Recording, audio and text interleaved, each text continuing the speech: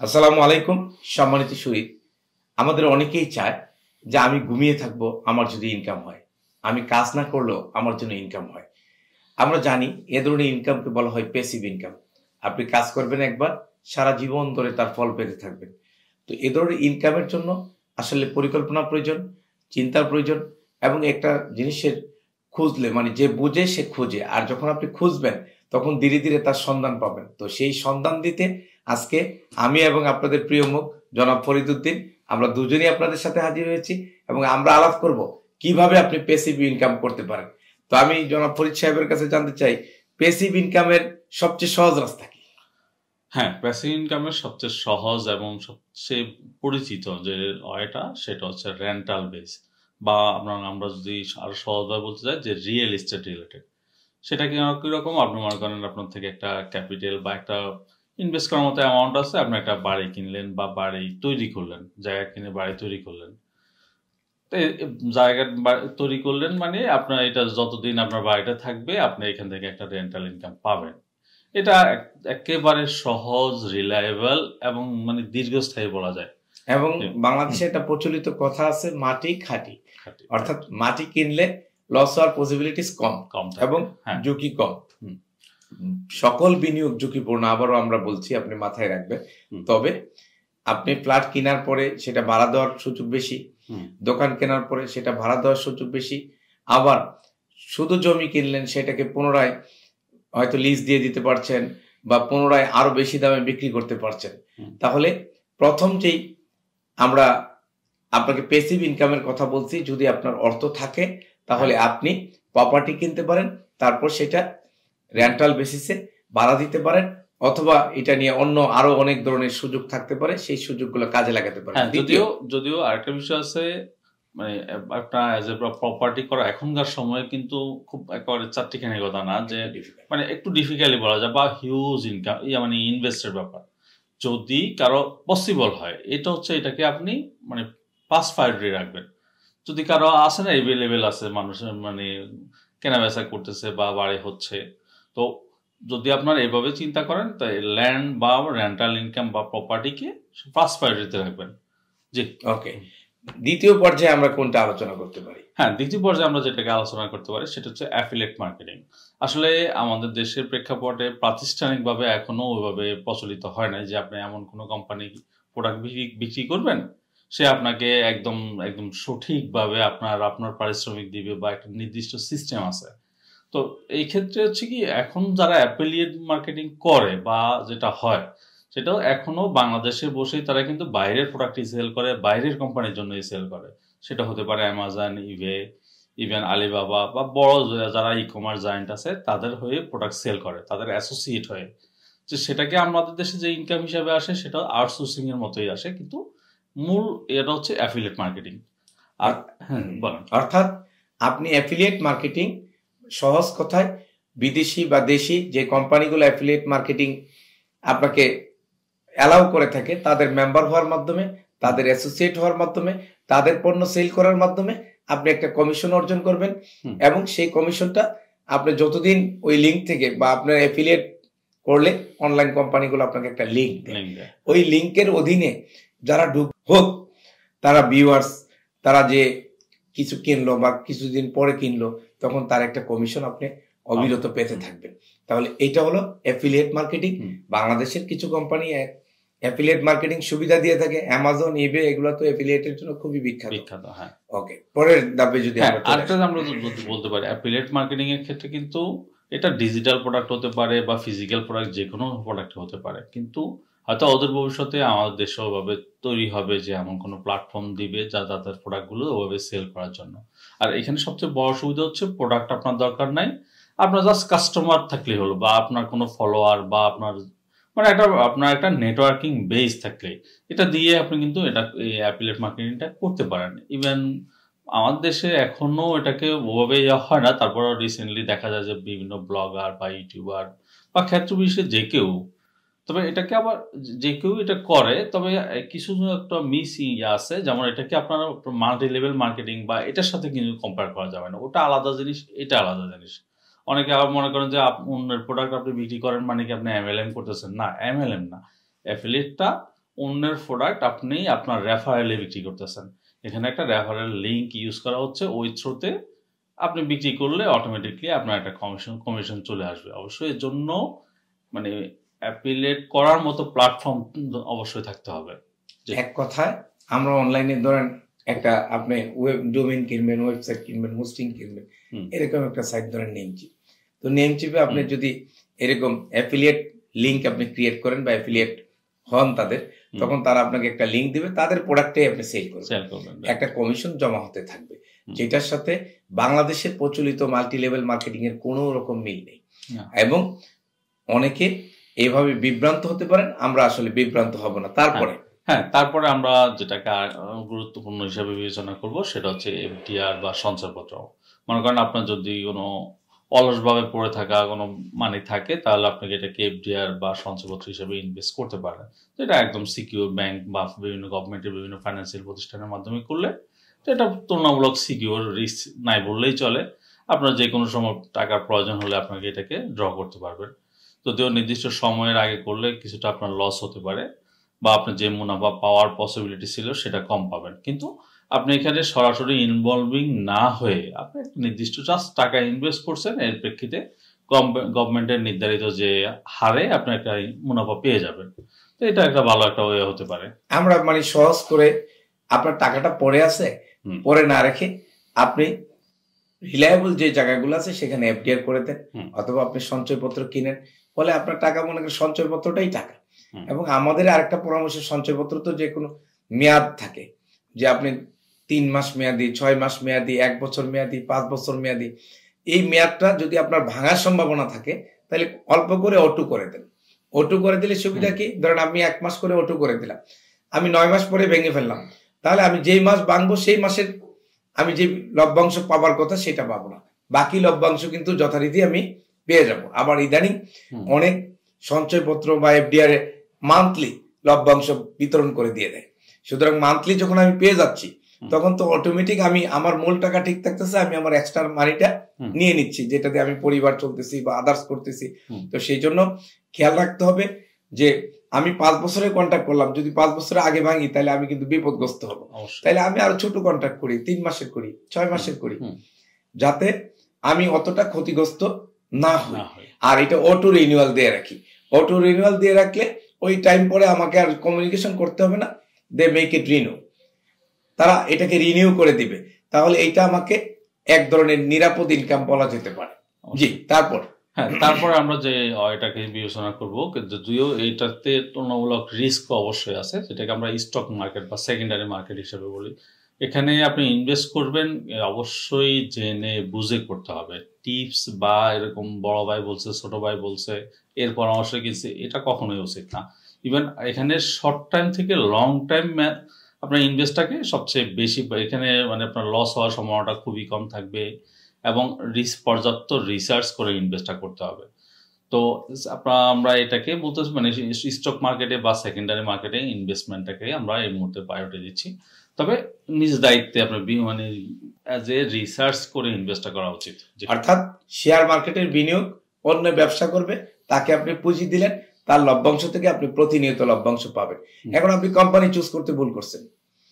আপনি প্রত্যেকটা নেট থাকে, অর্থাৎ নেট অ্যাসেট ভ্যালুয়েশন। এখন অ্যাসেট ভ্যালুয়েশনে আছে 10 টাকা, শেয়ারটা আপনি কিনছেন 30 টাকা দিয়ে, এই শেয়ারটা তো 20 টাকা আপনি কেনার সময় লস করে ফেললেন। সুতরাং প্যানিকড হওয়া যাবে না, কারো কথা শোনা যাবে না। আপনাকে ওই তার রেশিও কি, মার্কেট কি, তার প্রিভিয়াস ইয়ারের হিস্টোরি কি, সর্বোচ্চ দাম কত উঠছিল, সর্বনিম্ন দাম কত, আপনি কোন লেভেলে কিনছেন, এগুলো মাথায় রাখতে হবে। আর পৃথিবীতে যত ধরনের বিনিয়োগ আছে সব বিনিয়োগ ঝুঁকিপূর্ণ, কোনোটা একটু কম, কোনোটা একটু বেশি। আপনি ধরেন আমরা বলছি মাটি খাঁটি, অনেক সময় জমি কেনার পরে এটা দখল হয়ে যায়, এরকম ঘটনাও আছে। কিন্তু এগুলো অনেক কমে গেছে, আস্তে আস্তে আরো কমে যাবে। তো শেয়ার মার্কেট খুব রিস্কি একটি জায়গা, বাট যারা বুঝে শুনে বিনিয়োগ করবেন তাদের বিনিয়োগ প্রতিনিয়ত বাচ্চা দিতে থাকবে, অর্থাৎ বাড়তে থাকবে। তাহলে আপনারা সবকিছু যাচাই বাছাই করে কারো কথা না শুনে, মানে প্রকৃত ভ্যালুয়েশনে যারা এগিয়ে থাকবে সেই সব কোম্পানিতে শেয়ার কিনতে পারেন এবং লং টার্মে কিনতে পারেন। ওই আজকে কিনবেন কালকে বিক্রি করবেন, তাহলে এইগুলো আপনাকে অনেক এক্সপার্ট হতে হবে। অনেকটা ডে ট্রেডের মতো অনেকে আছে সকালে কিনে বিকালে বিক্রি করে, কিন্তু এইটা একদম সাধারণ মানুষ যিনি হঠাৎ এসে বিনিয়োগ করবেন তার জন্য না। সো আপনারা যারা লং টার্ম বিনিয়োগ করবেন, কোম্পানির অ্যাসেট ভ্যালুয়েশন দেখবেন, আদার্স দেখবেন, দেখে যে শেয়ারের পসিবিলিটিস বেশি সেই শেয়ারগুলাই বিনিয়োগ করেন। যে শেয়ারগুলা প্রতি বছর লভ্যাংশ দিয়ে আসছে, যে শেয়ারগুলো লস হওয়ার সম্ভাবনা কম, একটু বাছাই করে দেখে নেবেন। জি, তারপর আমরা যে বিষয়টাকে গুরুত্ব দিচ্ছি তা হচ্ছে কোনো ডিজিটাল প্রোডাক্ট তৈরি করা। সেটা হতে পারে আপনি যে কাজে এক্সপার্ট, আপনাকে একটা ট্রেনিং বা কোর্স তৈরি করতে পারেন। সেটা মনে করেন সে আপনি 1 মাস সময় নিয়ে একটা কোর্স তৈরি করলেন, সুন্দর করে ডিজাইন করে, হয় প্রফেশনাল দিয়ে বা নিজে প্রেজেন্ট করে একটা কোর্স তৈরি করলেন। তো এটাকে আপনি যে কোনো প্ল্যাটফর্মে দিতে পারেন, বা এখন অনলাইন কেন্দ্রিক বিক্রি হয় না এমন কোনো প্রোডাক্ট নাই, সবই অনলাইনে সেল করা যায়। তো আপনি যদি একটা প্রোডাক্ট তৈরি করলেন, এটা আপনি যতদিন এটা চাহিদা থাকবে আপনি এটা বিক্রি করতে পারবেন। তা আপনার মানে হয়তো আপনি 1 মাস সময় দিয়ে এটা তৈরি করলেন, কিন্তু এটার বেনিফিটটা আপনি দীর্ঘদিন পেতে পারেন। এটা আমরা বর্তমানে অনেক দেখছি, অনেক ব্যক্তিগত পর্যায়ে আমাদের দেশে এখন অনেকেই ট্রেনিং কোর্স তৈরি করে এটাকে অনলাইনে সেল করে। হয়তোবা দেখেন, আপনি যদি একটা ফিজিক্যাল ট্রেনিং দেওয়ার করতেন বা করেন, সেটাকে আপনার কয়জনকে আপনি রিচ করতে পারবেন। কিন্তু যখন আপনার অনলাইনে করতে পারবেন, আপনার দেশের প্রত্যন্ত অঞ্চলে, ইভেন দেশের বাইরে যারা আমাদের বাংলা ভাষাভাষী, বা আপনার ট্রেনিং কোর্সটা যদি বাংলায় হয়ে থাকে, এটা সারা ওয়ার্ল্ডের যে কোনো জায়গায় যারা বাংলায় আপনার অডিয়েন্স, তারা আপনার থেকে এটা পারচেস করতে পারে। তো আপনার রেভিনিউটা ওভাবে আসতে পারে। অর্থাৎ ডিজিটাল প্রোডাক্টস হতে পারে, ট্রেনিং ভিডিও হতে পারে। এই যে আমরা একটা ভিডিও তৈরি করছি, এটা যখন আপনি দেখবেন আমরা তখন হয়তো ঘুমাই, বা ইবুক হতে পারে, যে কোনো টপিকস এর উপরে বুক লিখে আপনি এটাকে সেল করতে পারেন। আলহামদুলিল্লাহ, ইনকাম কিন্তু হবে। তাহলে এরকম ডিজিটাল প্রোডাক্ট তৈরিতে মনোযোগী হন। আপনি ইংরেজি ভালো বোঝেন, ইংলিশের সিরিয়াল ট্রেনিং ভিডিও বানিয়ে সেল করেন। আপনি ব্যবসা ভালো বোঝেন, ব্যবসা সহজে কিভাবে করে তার ট্রেনিং ভিডিও বানিয়ে সেল করেন। যেমন আমরা এক্সপোর্ট ইম্পোর্টের বাংলাদেশে বলা যায় সর্বোচ্চ আলহামদুলিল্লাহ ট্রেনিং প্রতিষ্ঠান, আমরা ট্রেনিং সেল করি। আবার ইদানিং আমরা এই ট্রাভেল এজেন্সির উপর ট্রেনিং দিচ্ছি, আলহামদুলিল্লাহ সেই ট্রেনিং ও সেল হচ্ছে অনলাইনে। তো এই বিষয়গুলো, এগুলো প্যাসিভ ইনকাম, কারণ বানাবেন একবার, আয় হতে থাকবে অলমোস্ট যতদিন এটা এক্সিস্ট থাকে। এভাবে বলা যায় যে আপনি যেই টপিকসে আপনি এক্সপার্ট, আপনারা দেখবেন আপনার প্রত্যেকটা মানুষেরই কোনো না কোনো সাইডে একটা স্ট্রং, আমি এই জিনিসটা ভালো লাগে, আমি এই জিনিসটা করি। আপনি এই খেলা ভালো পারেন, এই গাছ বা এই চাষটা ভালো পারেন, এই মানে এনি। যেমন রিসেন্টলি আমি একটা দেখলাম যে আমাদের দেশি একটা মেয়ে হচ্ছে আর্ট খুব সুন্দর ডিজাইন করে। তো এই ডিজাইন সে যখন পেইন্টিং করে, তা সে ওই ভিডিওগুলো ইউটিউবে করে, তার দেখলাম যে হিউজ একটা মানে ফ্যান বেস তৈরি হয়েছে, ইভেন সাবস্ক্রাইবার বেস। তো দেখেন তার ওই ইয়েটাকেই সে কিন্তু বিক্রি করতেছে না, ইউটিউবে ভিডিও আকারে সে কিন্তু পাবলিশ করতেছে। তো তার সারা ওয়ার্ল্ড অলমোস্ট প্রায় মিলিয়নের উপরে তার সাবস্ক্রাইবার হয়ে গেছে। তো তাহলে কত বড় একটা অ্যাচিভমেন্ট। তো এইভাবে আপনি যেই কাজেই এক্সপার্ট হন না কেন, কোনো না কোনো কাজে অবশ্যই আপনার পারদর্শী থাকতে পারে। আপনি টিচিং ভালো পারেন, আমরা বললাম পেইন্টিং ভালো পারেন, প্ল্যান্টেশন ভালো পারেন, এনিওয়ান। তো এটাকে আপনি কোর্স আকারে সেল করতে পারেন।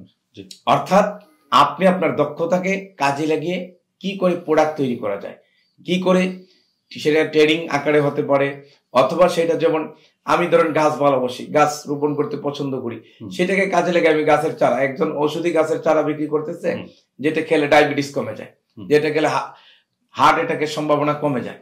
মানুষ দেদারসে একটা গাছ 5 টাকা 10 টাকা, এটা 500 টাকায় কিনতেছে। আপনি খেয়াল করেন, একটা 5 টাকা 10 টাকার গাছ 500 টাকায় কিনতেছে, তা অর্ডার দিয়ে অনেকে ওয়েট করতেছে দিনের পর দিন, কারণ ওনার যে ক্যাপাসিটির চাইতে অর্ডার অনেক বেশি। তাহলে সুতরাং আপনার যে কোয়ালিটি আছে, সেই কোয়ালিটিটা অনলাইনে কিভাবে আনা যায়, সেই কোয়ালিটি থেকে প্রোডাক্ট কিভাবে তৈরি করা যায়, সেটাই যখন মনোযোগী হবেন এবং একটা ওয়ে পেয়ে যাবেন, এটা অটোমেটিক আপনাকে ইনকাম দিবে। Weather it may be training, it may be product, it doesn't matter, but you must inshallah get output every day when you finish your first work. Okay, then যে আমরা এটা আমাদের আগের টপিকসটার সাথে অনেকটা রিলেটেড, সেটা হচ্ছে digital product like stock footage, music বা এনি ভিডিও টেমপ্লেট, বা এখন বর্তমানে হচ্ছে আপনার যে বিভিন্ন ওয়েবসাইটের যেমন ওয়ার্ডপ্রেস, জুমলা বা বিভিন্ন টেমপ্লেট তৈরি করা যায়। এই টেমপ্লেটগুলো আপনার বিভিন্ন মাধ্যমে আপনি সেল করতে পারবেন। বিভিন্ন প্ল্যাটফর্মে আপনি দিলে ওগুলো ওখান থেকে যত সেল হবে আপনি ওই অনুযায়ী একটা কমিশন পাবেন। তো তো এটা আপনাকে তৈরি করতে গেলে একবার তৈরি করে দিলেন, এটা আপনার যতবার সেল হবে আপনি একটা ফান্ড পেয়ে যাবেন। তো এরকম যে কোনো কিছু নিয়ে আপনি কাজ করতে পারেন এজ এ ডিজিটাল প্রোডাক্ট। অর্থাৎ আপনি ছবি তুললেন, ছবিটা আপনি তুলে ডিজিটালি যদি সেভ করে রাখেন, এটা যত সেল হবে বা একটা মার্কেটে প্ল্যাটফর্ম যেগুলো আছে সেই সমস্ত প্ল্যাটফর্মে তুলে দিলেন, ধরেন Shutter.com বা এরকম অনেক আছে, ওই সাইডে তুলে দিলেন, ওইটা অটোমেটিক সেল হবে, আপনার কমিশন জমা হইতে থাকবে। তো এইখানে এই যে ছবি করলেন, এই যে আপনি বা আদার্স তৈরি করলেন, এটা তৈরি করে যেই প্ল্যাটফর্মে সেল করা যায় সেখানে আপনাকে এটাকে আবার তুলতে হবে। যেমন আপনার যদি স্টক ফুটেজ বা মিউজিক বা ভিডিও এলিমেন্টের জন্য হচ্ছে অ্যানভাটো এলিমেন্ট খুব বড় ওয়ার্ল্ড ওয়াইড একটা প্ল্যাটফর্ম। আবার যারা থিম নিয়ে কাজ করে, যেমন থিম ফরেস্ট, আপনার হচ্ছে যেমন ওয়ার্ডপ্রেস এবং হচ্ছে জুমলা বা আদার্স সিএমএস সাইট গুলোর জন্য থিম তৈরি করে, এটা হিউজ সেল। আপনি মোটামুটি একটা টেমপ্লেট যদি সুন্দর করে তৈরি করে প্রেজেন্ট করতে পারেন, এটা আপনার যতদিন পর্যন্ত এটা বেঁচে থাকবে, আপনি সেল করলে আপনার মানে আর্ন করতে পারবেন। অলমোস্ট দেখা যায় $50 সেল হচ্ছে, 20,000 50,000 সেল হয়ে গেছে। $50 50,000 সেল, এটা কিন্তু যাতা ব্যাপার না, অনেক বিশাল অ্যামাউন্ট। এটা যারা অনলাইন মার্কেটিং আছেন তারা বিষয়টা বুঝবেন, কিন্তু আপনার হয়তো ওই জায়গায় যাচ্ছে না, আপনি ট্রাই করেন না, আমরা শুরু করি না। যখন আমরা শুরু করে চেষ্টা করব, তখন অনেক রাস্তা আমার চোখের সামনে খুলে যাবে। আর এটাই আমার জন্য খুব জরুরি। আমরা অনেকেই আছে, আমার তো টাকা নাই, এটা আমার দিয়ে হবে না, আমি তো নতুন, এটা আমাকে দিয়ে হবে না। আজকের যিনি খুব বিগ বস, তিনিও তো একদিন নতুন ছিলেন, তিনিও তো একসময় পুঁজিবিহীন ছিলেন। কয়জন পুঁজি নিয়ে এসে মার্কেটে এস্টাবলিশড, আর কতজন পুঁজি ছাড়া এস্টাবলিশড। সারা পৃথিবীর পরিসংখ্যান যদি দেখেন, 90% এস্টাবলিশড মানুষ পুঁজি ছাড়া, 10%-এরও কম হবে। এটা আমি এক্সাক্ট পরিসংখ্যান নেই, আমার দেখা আলোকে আমি বলছি যে 10% হতে পারে পুঁজি দিয়ে এসে এস্টাবলিশড হয়েছে। সুতরাং আপনার সামনে হিউজ অপরচুনিটি, আপনি চিন্তা করেন, আগান। এটা আল্লাহরও কথা যে মানুষ চেষ্টা করে যেখানে আটকে যায়, যে আল্লাহ সুবহানাহু ওয়া তাআলার সাহায্য কিন্তু ওখান থেকে শুরু হয়। ওকে, তারপরের প্রোডাক্টটা কি? এটার সাথে আমরা আরেকটা জিনিস অ্যাড করে নিতে পারি, যেকোনো যে যদি আপনি আইটি এক্সপার্ট হয়ে থাকেন, তো এক্ষেত্রে সফটওয়্যার তৈরি করা, যে আপনি সফটওয়্যার তৈরি করে সাবস্ক্রিপশন সেল করলেন। যেমন আসলে সফটওয়্যারটা কি? সফটওয়্যারটা হচ্ছে প্রবলেম সলভিং প্রোডাক্ট, যে আপনি এই প্রবলেম পাচ্ছেন, আপনার এই সফটওয়্যারের মাধ্যমে এই প্রবলেমটাকে সলভ করা যায়। ইভেন আপনি এটাই চিন্তা করবেন, যদি কেউ আপনার জন্য এটার জন্য পে করার জন্য প্রস্তুত থাকে বা পে করে, তাহলে মনে করবেন যে আপনি একটা অ্যাচিভ করে ফেলতে পারছেন।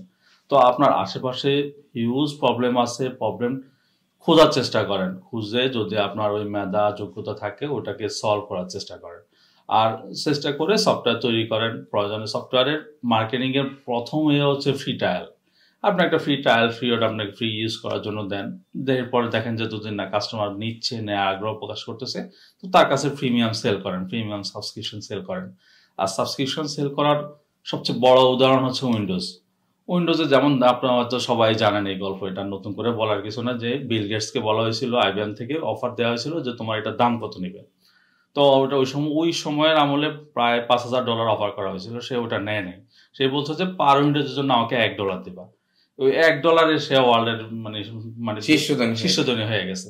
পার উইন্ডোজে যত সফটওয়্যার যাবে $1 করে সে সাবস্ক্রিপশন নিবে। তো এরকম মানে কোটি কোটি উইন্ডোজ পিসি তৈরি হয়েছে, তার সাথে $1 করে সে সাবস্ক্রিপশন পাইছে। তো এটা মানে হিউজ অপরচুনিটি, যারা এই ধরনের দক্ষ আছে তারা এটা করতে পারেন। আলহামদুলিল্লাহ। তাহলে ধরেন আমার ব্যবসার হিসাব রাখতে পারছি না, একজন একটা হিসাবের সফটওয়্যার তৈরি করছে, এই কিছু না এক্সেলের উপর কিছু কাজ করে তৈরি করে দিয়েছে, জাস্ট সে ওই স্টকটা রাখতে পারতেছে, ম্যানেজমেন্ট করতে পারতেছে, কার কাছে কি পাওনা আছে সেটা তাকে রিমাইন্ড করে দিচ্ছে। তাহলে এটা সে মান্থলি 200, 300, 500 টাকায় সেল করতেছে। আপনি দেখতেছেন যে 300 টাকা তো কোনো ব্যাপার না, একজনের নাস্তা খাইতে গেলে চলে যায়, এটা আপনি নিয়ে নিচ্ছেন। কিন্তু সে এরকম 10,300 টাকা যখন তার কাছে জমা হয় প্রতি মাসে, তাহলে তার কিন্তু একটা হিউজ প্যাসিভ ইনকাম দাঁড়িয়ে যাচ্ছে। তো এইরকম আপনি ভাবেন, থিঙ্ক করেন।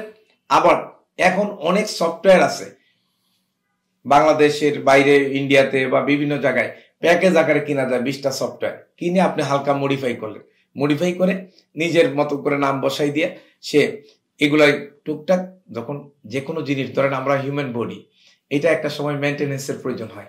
আমরা প্রতিদিন গোসল করি, দাঁত মাজি, সপ্তাহে একবার দেখা যায় নখ কাটি। কেন?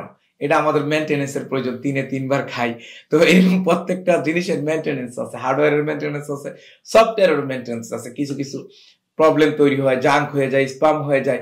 এই বিষয়গুলোকে একটু মানে লুক ওভারে যদি রাখেন, মানে একটু জাস্ট দেখবেন, টেক আফটার করবেন, তাহলে একটা সময় দেখবেন যে you get a very good result.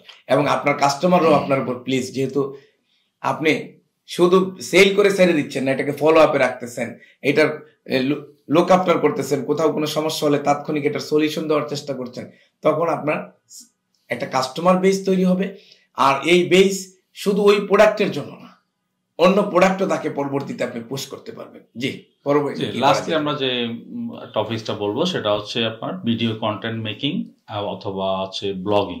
আসলে ভিডিও কন্টেন্ট মেকিং এখনকার প্রেক্ষাপটে মানে ভিডিও কন্টেন্ট আপনার আপলোড করার মতো প্ল্যাটফর্মের অভাব নাই, প্রচুর প্ল্যাটফর্ম আছে আপনার জন্য। মেইনলি যদি YouTube long content, short content দুটোর জন্যই ফেসবুক, টিকটক এবং এনি আদার্স।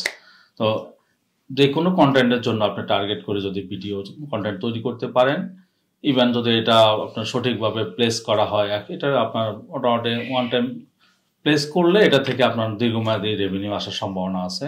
এর পাশাপাশি আপনার যদি ব্লগিং বা যে কোনো বিষয় আপনার যদি ভালো লাগে বা লিখতে, ওটাকেই আপনি সুন্দর করে প্রেজেন্ট করে আপনি অ্যাজ এ ব্লগিং একটা এই ওয়ার্ডপ্রেস বা বিভিন্ন হচ্ছে এই গুগলের ব্লগ সাইট, হ্যাঁ, এগুলোতে আপনার ফ্রি ডোমেন পাওয়া যায়, এগুলোতে আপনি ফ্রি করে আপনি অ্যাডসেন দিয়ে আপনি এখান থেকে রেভিনিউ আর্ন করতে পারেন। রেগুলার যদি আপনি যে কোনো টপিকস নিয়ে লেখালেখি করেন, এই অভ্যাস হ্যাবিটটা তৈরি করতে পারেন, তো এটা আপনার দীর্ঘমেয়াদী একটা আর্নিং এর একটা অপশন হতে পারে। তো ব্যাপারটা দেখেন, এমনকি ফেসবুকে ইনস্ট্যান্ট আর্টিকেল আছে যেটার মাধ্যমে আপনি ইনকাম করতে পারেন। আবার আপনার লেখা এটা তো অনলাইনে দিলেন, ই প্ল্যাটফর্ম তৈরি হলো, ই বুক তৈরি হলো, আপনি অফলাইনেও কিন্তু বই তৈরি করে, বই বিক্রি করে, একটা বই আপনি জীবনে একবার লিখবেন, যতবার প্রিন্ট হবে আপনার কাছে টাকা আসতে থাকবে। তার মানে এই যে রাইটার একটা উপন্যাস আজ থেকে 100 বছর আগে লেখছে, এখনো সে রয়্যালটি পাচ্ছে। তো সুতরাং আপনি যদি লেখক হন, এটা শুধু অনলাইন ভার্সন না, অফলাইনেও আপনার জন্য ইনকামের একটা দিগন্ত ওপেন হয়ে যাবে। হয়তো প্রথমে এত হবে না, আপনি আস্তে আস্তে জনপ্রিয় হন, আপনি ছড়াকার, ছড়া লেখেন, আপনি শিশু গদ্যকার, শিশুদের জন্য ভালো ভালো গদ্য বিভিন্ন প্রবন্ধ লেখেন, আপনি কি দক্ষ, ব্যবসা বুঝেন, ব্যবসার উপর বই লিখেন। আজকে ব্যবসার উপর বই লিখে বহু মানুষ প্রতিষ্ঠিত।